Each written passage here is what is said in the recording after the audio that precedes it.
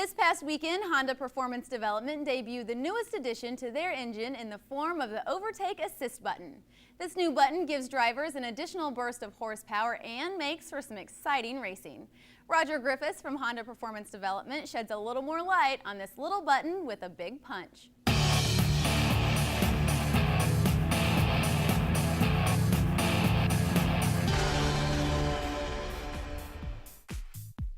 We've introduced the new overtake system. Some people refer to it as push to pass.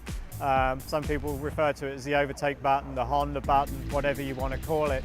Basically, it's a mechanism that the driver has to press a button on the steering wheel to get a little bit more power out of the engine, to rev that engine just a little bit faster. The biggest challenge with bringing in a new system like this with the overtake system is to ensure that we don't compromise the reliability of the engines. There's no point bringing in anything new if it's actually going to detract from the racing and to make the product that Honda brings less reliable. So for us, it was all about, can we ensure that the engines are going to run just the same as they did before?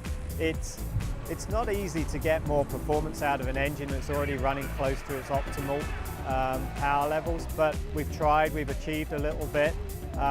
We hope that it's going to make a difference. One of the interesting things is that the cars now have a couple of hundred extra RPM compared to what they did before.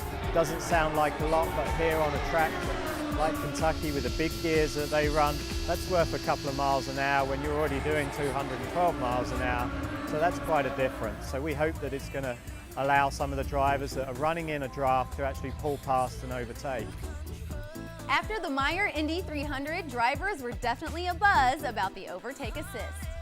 Well, let me tell you, man, that push to pass, it was awesome. For me, at least, worked special towards at the end.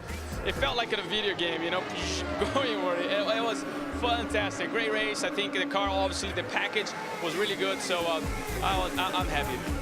Well, I don't think that racing can get any better. I mean, people can say what they want, and I've heard all the naysayers about push to pass and all this stuff, but I'll tell you what, I came from about a second back in the last 12 laps and all push to pass every single lap, and I caught up and passed two guys. I passed more guys or got passed by more guys in two stints of this race than I have in my entire oval racing career, so I don't think racing can get any more exciting. Yeah, I was using it as much as I could. I was looking at my lights on my dash more than anything the last few laps. They're making sure I was trying to get everything out of it. I might have had a few left still, but I could tell when Ed was using it too, and it's a bit of give and take. He was pretty much beating me to the line every time. There was a couple times where I beat him to the line, and I was playing with my push to pass, trying to time it just to somehow beat him to the line. I actually used my last push to pass on the last lap, so I managed those fairly well. But I was trying to run him wide, make him go the long way around, and just make it a little harder. And he was trying to pinch me down. Neither of us were going to lift. And, it was close. It was close. We certainly look forward to seeing this button in action more and more in the remaining races of the 2009 season and, of course, in this upcoming weekend's race at Mid-Ohio Sports Car Course. Remember to log on to IndyCar.com every day for more news and updates. I'm Lauren Bolander, and you're up to speed.